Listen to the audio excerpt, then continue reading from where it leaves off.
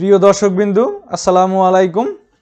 আজকে আপনাদের মাঝে একটা আবাসিক কাম বাণিজ্যিক ভবনের ডিজাইন ড্রয়িং এবং এই প্রজেক্টটা সম্পূর্ণ কমপ্লিট করতে কত টাকা খরচ হবে, এর ফ্লোর স্পেসিফিকেশনগুলো, ফ্লোর কোন কোন পারপাসে ব্যবহার হচ্ছে, ফ্লোর কোন অবস্থায় আছে, কি কি রুম আছে, কি কি ফ্যাসিলিটি আছে, বিস্তারিত সকল তথ্য এবং সকল কিছু আপনাদের সাথে আমি তুলে ধরার চেষ্টা করব। আমি ইঞ্জিনিয়ার ফাহাদ আছি আপনাদের মাঝে। দর্শকবিন্দু, আমাদের এই প্রজেক্টটা আমাদের গাজীপুরের কালিয়াকৈরে করা হবে। আমাদের সম্মানিত ক্লায়েন্ট আলিম সাহেব উনি আমাদের সাথে যোগাযোগ করেন এবং ওনার চাহিদাগুলো আমাদেরকে খুলে বলেন। এরপরে আমরা ওনার চাহিদাকে মাথায় রেখে ওনার সাথে ডিসকাশন করে আমরা এই প্রজেক্টটা ফাইনাল করি।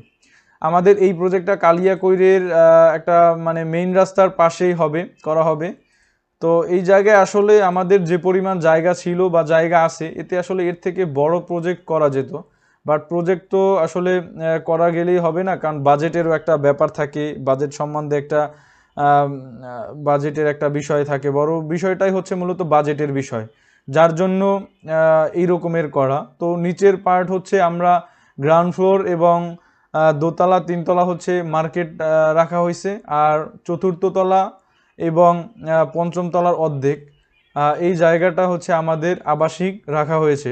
তো আমরা একটু আমাদের ফ্লোর প্ল্যানটা একটু যদি লক্ষ্য করে দেখি যে কি অবস্থায় আছে। প্রিয় দর্শকবিন্দু, আমরা যদি গ্রাউন্ড ফ্লোর থেকে শুরু করি, আমাদের সামনে প্রায় 40 ফিটের মতন রোড আছে, আর একদিকে হচ্ছে 17 ফিটের মতন রোড আছে। মূলত আমাদের এটা একটা কর্নার প্লট বলা যায়, এটা কর্নার প্লট অবস্থিত এটা। তো আমাদের এই গ্রাউন্ড ফ্লোরের নিচে সম্পূর্ণ গ্রাউন্ড ফ্লোরটায় রাখা হয়েছে শপ করা হয়েছে প্রায়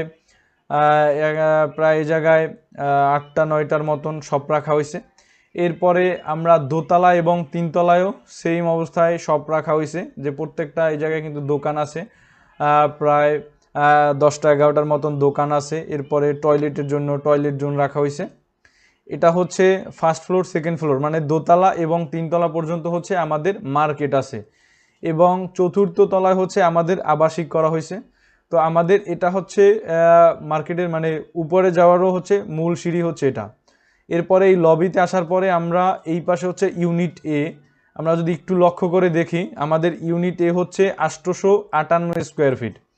এন্ট্রি থেকে ঢোকার পরই একটা লম্বা আকৃতির ডাইনিং কাম ড্রয়িং স্পেস থাকবে, এই কর্নার দিয়ে একটা টয়লেট থাকবে, এর পাশে হচ্ছে কিচেনের সাথে হচ্ছে একটা বারান্দা অ্যাটাচ করা হয়েছে।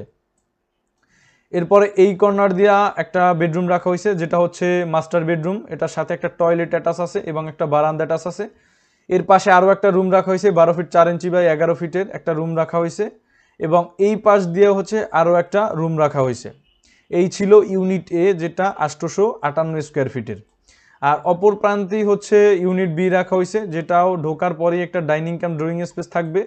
বরাবর সোজাই হচ্ছে এই জায়গাটা কমন টয়লেট এবং পাশে একটা কিচেনটার সাথে একটা বারান্দা অ্যাটাচ করা হয়েছে। আর সিঁড়ির পেছন থেকে এই দিকটা দিয়ে হচ্ছে আর একটা বেডরুম রাখা হয়েছে, যে বেডরুমটার সাথে একটা বারান্দা অ্যাটাচ আছে। আর এই জায়গায় একটা বেডরুম রাখা হয়েছে, এই জায়গায় একটা বেডরুম। সব থেকে দুঃখের বিষয় হচ্ছে এই প্ল্যানটার মধ্যে বা এই ডিজাইনটার মধ্যে সবথেকে দুঃখের বিষয় হচ্ছে যে এই বেডরুমটা, কারণ এই বেডরুমটায় কোনো গ্লাসের ব্যবস্থা রাখা হয়নি বা কোনো জানালা উইন্ডোর কোনো ব্যবস্থা রাখা হয়নি, ভেন্টিলেশনের কোনো ব্যবস্থা নাই, কারণ এই জায়গায় এমন কোনো অবস্থাই নাই। হয় এই জায়গায় একটা ভয়েড দিতে হবে, বাট এইটুকু বিল্ডিংয়ে ভয়েড দিলে দেখা যায় যে বিল্ডিংটার একটা লুকিংয়েরও একটা ব্যাপার আছে। সকল কিছু মিলিয়ে আসলে আমাদের ক্লায়েন্ট উনি বললো যে তাহলে থাক এরকমেরই, একটা গেস্ট বেড হিসাবে থাকুক। এরপরে আমরা এই অবস্থায় মূলত রেখে দিছি, বাট আমরা চেয়েছিলাম যে ভেন্টিলেশনের ব্যবস্থা করার বা একটা ভয়েড রাখার জন্য।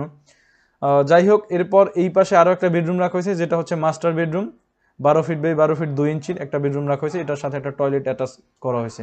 তো আমাদের ইউনিট বি হচ্ছে 940 স্কোয়ার ফিটের।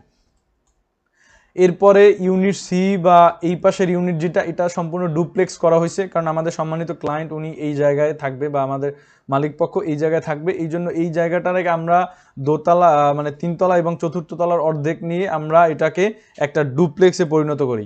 তো আমরা এন্ট্রি থেকে ঢোকার পর এই বিশাল একটা ডাইনিং কাম ড্রয়িং স্পেস থাকবে, এই জায়গা দিয়ে একটা টয়লেট থাকবে, কমন টয়লেট। এই জায়গাটা বেসিন রাখা হয়েছে, বাট এটার ফার্নিচার লেআউট ওই রকমের সাজানো হয়নি।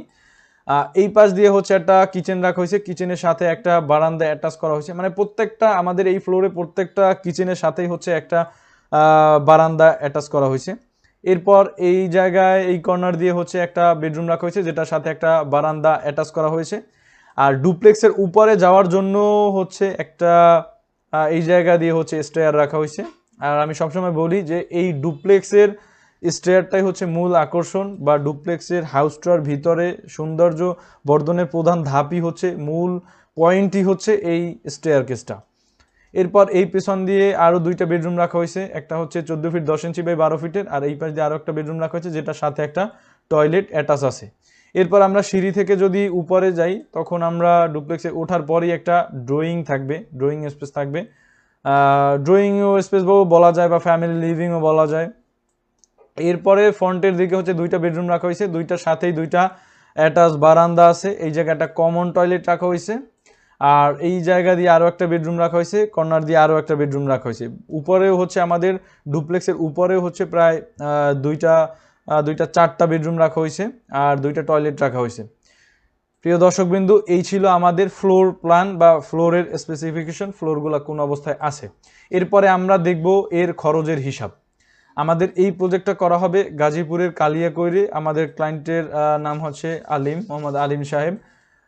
এটা ল্যান্ড এরিয়া আছে, এই জায়গায় টোটাল ল্যান্ড আছে প্রায় 7 কাঠার মতন, বা 5000 স্কোয়ার ফিটের মতন আমরা ল্যান্ড পেয়েছি। এর বিল্ড এরিয়া, মানে আমরা বিল্ডিংটা করার জন্য নিছি 4050 স্কোয়ার ফিট। মানে এই 5000 স্কোয়ার ফিট থেকে আমরা ব্যবহারের জন্য পেয়েছি 4050 স্কোয়ার ফিট, মানে আমরা এটা ব্যবহার করব।